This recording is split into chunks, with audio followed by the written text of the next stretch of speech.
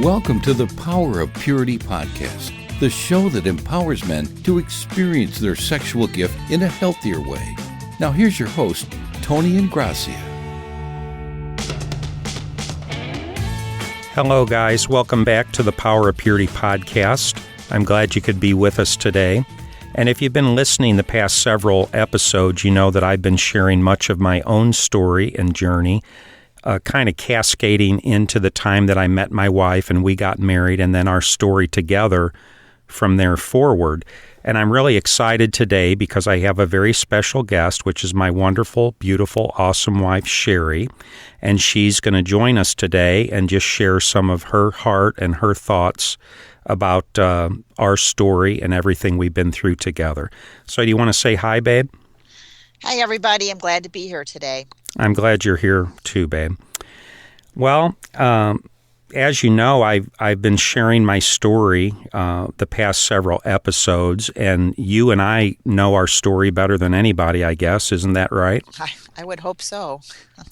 And I think it's fair to say that, you know, what I affectionately refer to as the dark days of our marriage, the early years. We've been married 32 years now, and I think it's fair to say that at least the first half of our marriage, the first 16 years, maybe even more than that, was pretty much a total mess. Would you agree? Yeah. Oh, yeah. Definitely would agree to that. We were two just very deeply broken people who came together, and we really didn't understand what a mess we were. In fact, as a pastor and as a professional counselor, I've now come to the place where I believe that most people have no idea what they're getting in on when they end up getting married. They don't really necessarily know the person that they're marrying. And I don't think that you and I really understood what we were getting ourselves into on September 17th, 1983, when we walked down the aisle and said, "I do." Yeah, I agree. Yeah, I don't think either one of us realized how messed up we each were, or how messed up the other person was. We were pretty much, going into it blind. Yeah, it's amazing how, you look at a person on the outside and they look pretty, they look cute, they look all put together, but you don't necessarily know their story. And one thing's for sure, when you get married, you don't just marry the person, you marry their story. And it's a package deal. And I remember you sharing before this metaphor of kind of walking down the aisle with these backpacks. People have this. And do you remember that? Could you sure. Share a little bit of that? Yeah, just when you're walking down the aisle, you're walking with a backpack full of all of your stories of your life. And, I know I didn't realize what was in my own backpack, and I know you didn't realize what was in yours. So it was, It was kind of a big mess. Yeah. We both had those big backpacks, that's for sure. Although we didn't realize it, of course. We were walking down the aisle with stars in our eyes thinking, white picket fence and happily ever after, but it didn't necessarily work out that way. Right. One of the things that God has really taught us since then is just the significance of this whole concept of stories, and that everybody has a story. And the fact is, your story is kind of like your shadow. No matter how fast you run, you can't get away from your shadow. And a person's story has a way of following them through life and then even into their marriage, of course, and affecting them maybe in ways that they really don't necessarily understand. And in my backpack, or said another way, in my story, I had all this very hurtful stuff. My relationship with my dad wasn't very great. Issues with my family of origin. I found my dad's pornography when I was 10 or 11 years old. I was sexually abused by two older women during my adolescence. And then, of course, you had your backpack, or you had your story, your family of origin. You were raped when you were 13. Your promiscuity, your abortion at 17, your suicide attempts. So we just had all this history, all this story, all this backpack that we were bringing to one another. And I guess we just didn't really understand what a mess we were and the implications it was going to have in our relationship and on our marriage. Yeah, it's true. I think that when I go to a wedding and I think, I wonder what's in their backpacks as they walk down the aisle and all starry-eyed and excited and anticipating this wonderful new life together. I just wonder, what they're going to have to deal with in their marriages. Right. Yeah, that's an intriguing concept. So we end up at the altar together on September 17th, 1983. And how long would you say that it took us to figure out that we were kind of a mess together? About 12 hours. I think it was the honeymoon. It was Right. like, uh-oh. Wow, isn't that amazing? It wasn't Yeah, it wasn't measured in years or months or weeks or even days, right. but It literally was, hours yeah, from our wedding. yeah, We were kind of in big trouble. And what do yeah. you remember about that? How would you put words to it? I don't know. I think I just remember being shut down emotionally and sexually on the honeymoon. And I think that was of course, a huge red flag. I guess I don't know what I was thinking then. Maybe what, um, was it just from all the activity of the wedding or what? But I was just emotionally a mess on the honeymoon.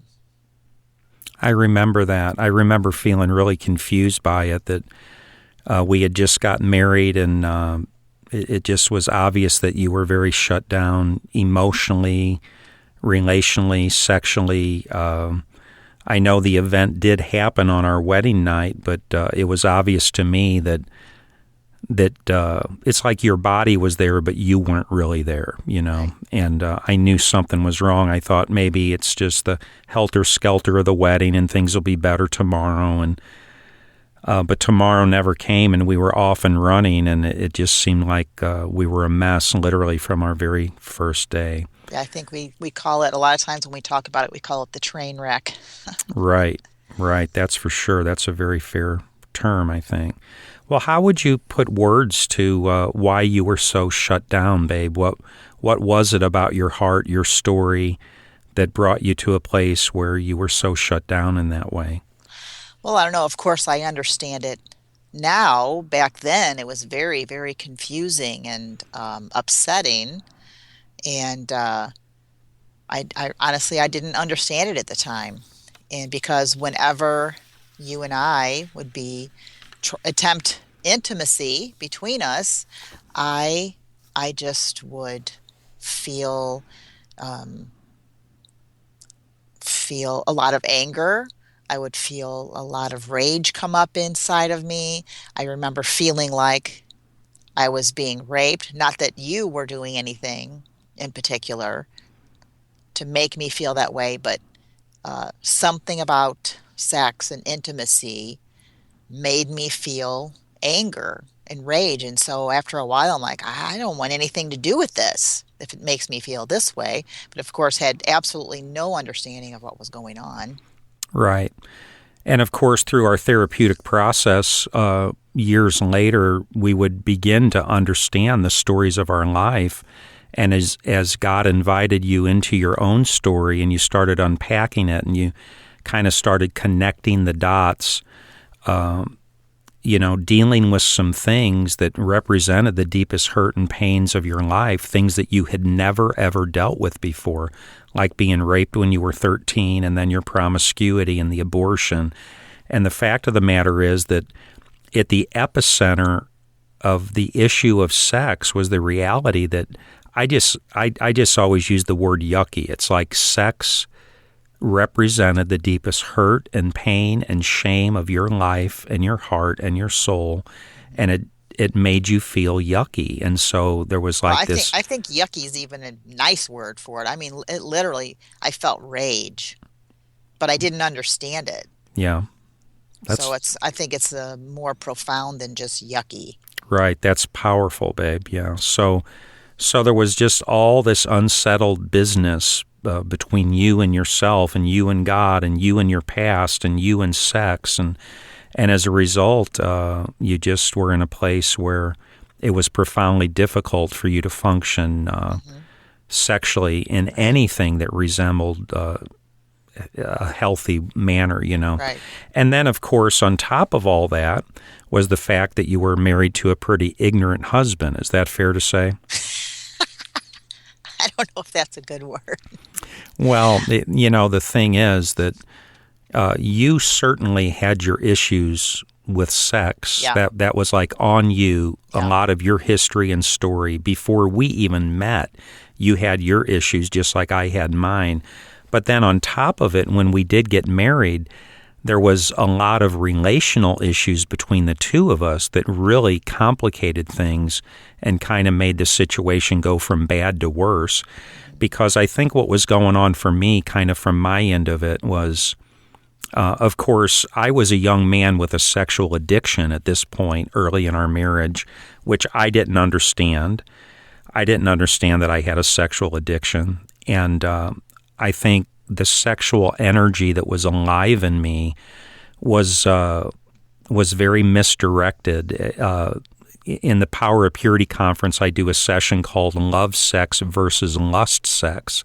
And I think at that point in my life and my heart and my sexual self, my sexuality very much had a lust orientation, And therefore, I think even though we were married, the way that I would move toward you, kind of my motivation, and even when I would touch you, I think it felt familiar to you. And you could tell, maybe it's a crude way to say it, but in a way, I was like many of the other guys from your past that essentially were willing to take advantage of you and use you in a way. Yeah. And something made you feel yucky, know. Yeah.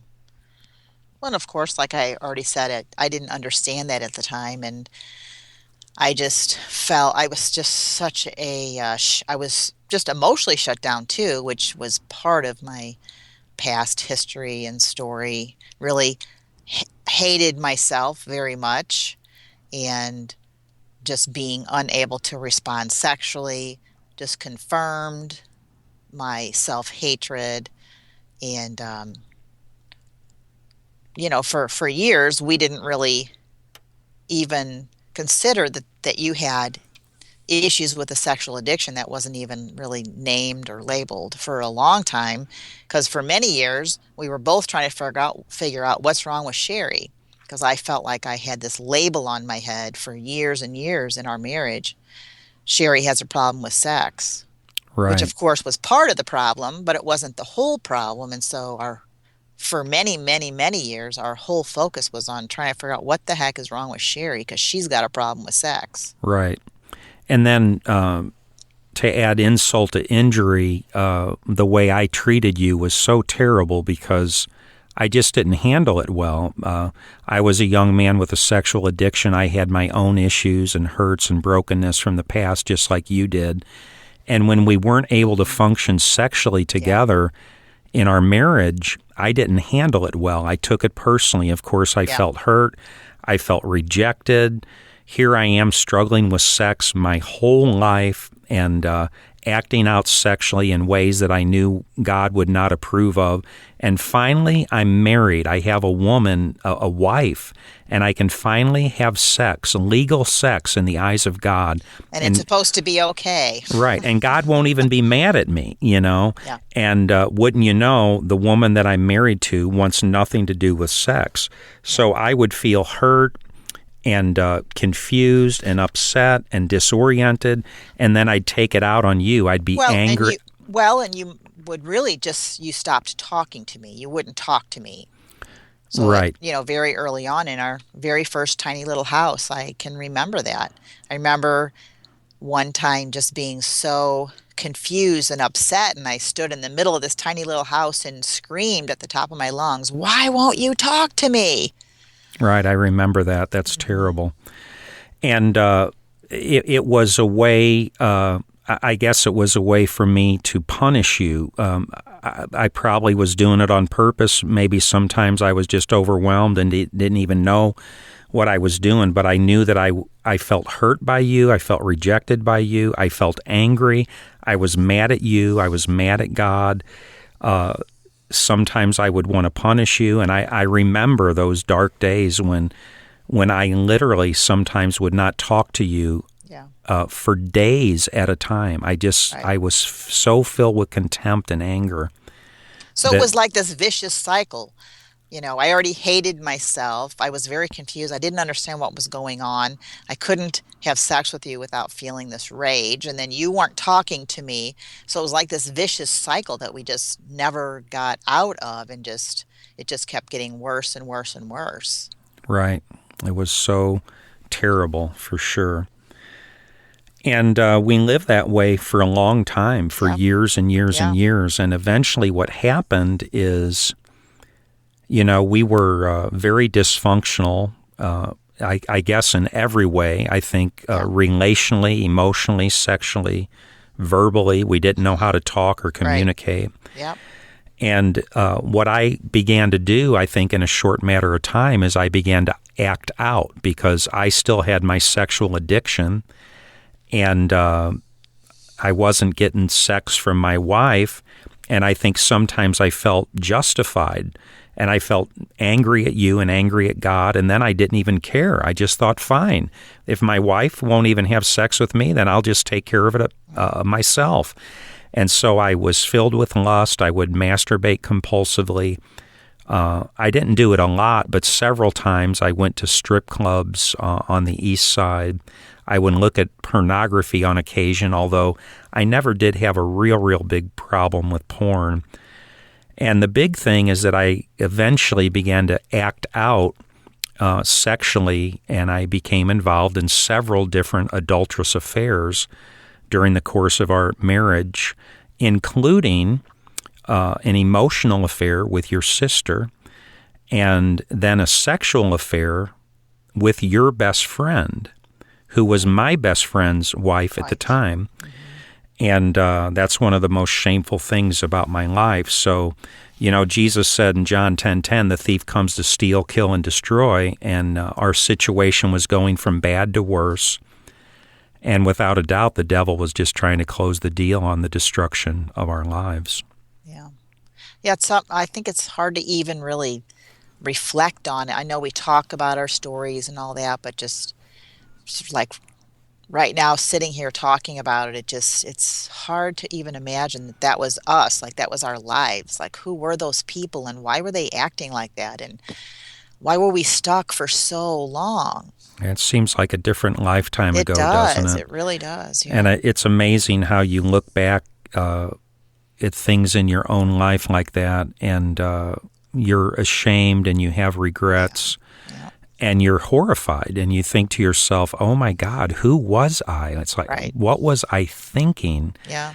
How could I possibly make the decisions I apparently was making and rationalize it in my own brain and heart and just live the way that I was living? And all I can say is praise God that He worked deeply and powerfully in our marriage, and He's delivered us from all that stuff and is still delivering us. Yeah. I think if it hadn't been for the fact that we were believers in Christ, that God was central in our hearts and lives, and we really wanted to honor God, even though we were so messed up.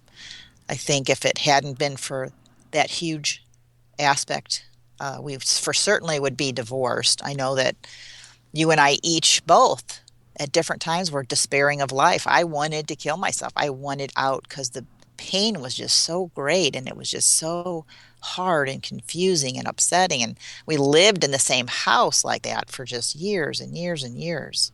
I remember that, yeah. I used to, when I was younger, I used to sit in judgment of people that would take their own life.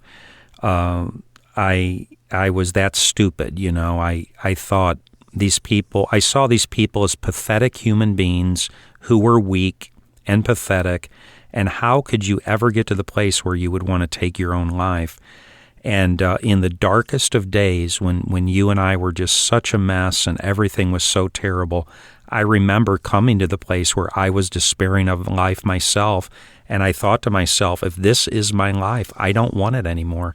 There's just too much pain. And I felt like God gave me a metaphor at that time. You know how much it hurts to get burned. And imagine if there was a person like in this metaphorical fire that they could never, ever escape. For some reason, they're just stuck in this fire, and they're being perpetually burned in this perpetual pain and agony, that in a short matter of time, a person would come to the place where they would think, I just want to die. I cannot take this pain anymore. I have to escape it. And I think both of us were in such pain that we had those terrible thoughts of self-harm, And of course, we're not condoning it. We're just saying that that's how desperate we felt, because God, if there's somebody out there listening that feels that way right now, there is definitely hope. Absolutely. Praise God. And we're living proof of that. Right. Praise be to God. Well, at some point in that mess, as all that was unfolding over these years,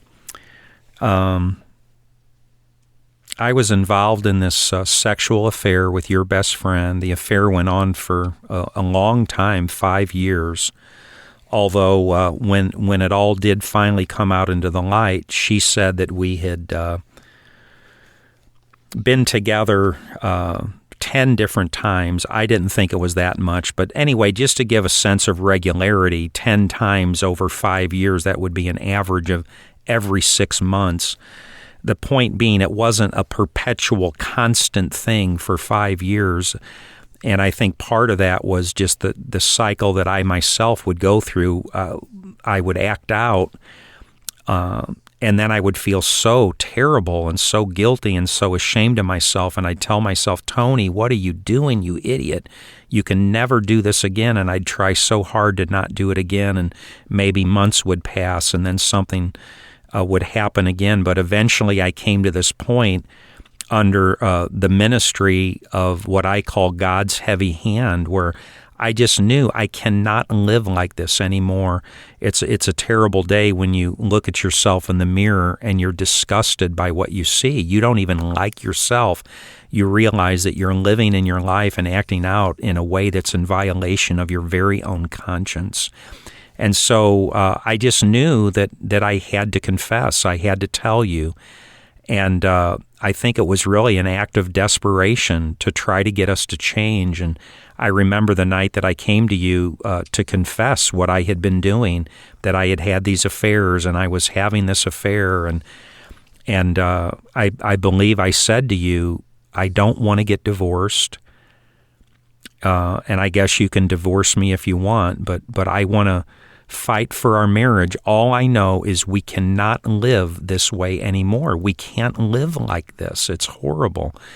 And I'm willing to try to work on it and go to counseling if you are. And I remember, you tell me, what do you remember about that night? Well, I still was in a place in my life where I was still very numb. And I really, when we talked about it, when you came to me, I can't remember it super crystal clear, but basically, I didn't have a lot of emotional reaction. Mm-hmm. Because I was so numb. Not only that I was numb, but I was also still in a position of, well, we both were, where everything was my fault. So it was like, well, of course this is happening. It's my fault. So how can I get mad at him? So I think that's the position my heart was in. And so we actually immediately got into counseling, and it actually took me about 2 years, crazy as that seems, to actually start thawing out enough, feeling enough to actually start getting mad. So, yeah. That was all part of the process. Right. But I do remember that you said to me that you didn't want our marriage to end. Mm-hmm. And we cried together that night, and then we prayed together. And whether we knew it or not, that was a significant stepping stone, because I think it was literally that week, within days, we went to our first professional counseling session, and we started that process of counseling. Yeah. And in the end, that process lasted over 6 years. Yeah. And I like to say now that those 6 years were both wonderful and terrible in the way of God's kingdom, that when God is dealing with you, it's good because God's dealing with you and trying to perpetrate healing upon your heart and life. But it's terrible because it's really hard to look at stuff and face your story and deal with the hurtful, shameful things of your own heart and life. And so it can be hard to follow God's redemptive path for your life, but it's necessary. Yeah, I remember that in those first few days, I think I either asked you or you told me I could ask you whatever I wanted to know, you would tell me. And I think the one thing that I wanted to know was if you had had sex with her in our bed.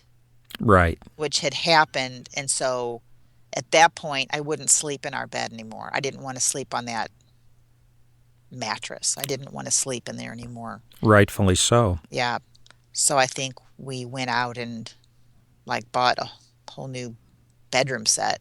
Not furniture, but I mean mattress and sheets and comforter and all that stuff. I remember that, babe, and I think that was very, very rightful. I'm so ashamed that I did that I would bring another woman not only into our marriage, into our lives, but into our home, and then into our bedroom and into our bed, our marriage bed, your bed. And when you found that out, of course, you said you would never sleep in that bed again and wanted to get rid of that bed. Yeah. And to be honest with you, I guess it was years later I realized that I really got off easier than I probably should have, because I think for real there could be a lot of women who would have literally said, I will not go in that house again. I don't want this house anymore. Well, if you would have demanded a new house, I think that would have been appropriate. Well, I think our counselor at the time, I'm trying to think of how that actually happened, but basically, like I said, it took me a couple years to actually get mad. Oh, and he had said that I was very unusual because most women would have taken everything out of that bedroom and just thrown it out the window, thrown your clothes out the window, through whatever, just most women would have been incredibly angry. But at that point, I wasn't feeling the anger and hurt. However, one of the things about me that God really worked on was that I didn't understand this about myself either, but there's outward anger and then there's passive aggressiveness. One thing I remember about that, when we went and bought the mattress, I thought I wanted a whole new comforter and all that stuff. And I remember spending, taking the credit card and I'm going to spend as much as I can. Kind of that was my way of being angry, spending money on the credit card to buy all new stuff. I see. Mm-hmm. So that's just a tiny microcosm of, even though I wasn't outwardly angry, I think I really was angry, and I have a tendency to be passive aggressive. Right. And that's just one example of that. Yeah, and as you've already alluded to, I think maybe in hindsight, there's two main reasons that you were in that place at the time. One was just because you had never dealt with any of this stuff from your own past, and in a very real way, your own heart was frozen like an iceberg, and it was just starting to thaw out through this process that God was inviting us into. Right. And the second part you alluded to is that I think, especially in the early days, you were blaming yourself for everything, almost as if, in a way, you were saying, well, you were blaming yourself, and which, of course, wasn't fair, because the fact is, you certainly contributed to the damage of our marriage, but I also was contributing to the damage of our marriage, and we were just two big messes, and when you put two big messes together, you get an even bigger mess, you know? Yeah. Okay, guys, I need to interrupt at this point, but please come back for our next episode to hear the continuation of Sheri's voice. And if you know somebody that might benefit from this podcast, please invite a friend to listen. Thanks for listening. Visit powerofpurity.org for more resources and information. And if this podcast has been helpful or encouraging, please invite a friend to listen. Until next time, remember, there's power in purity.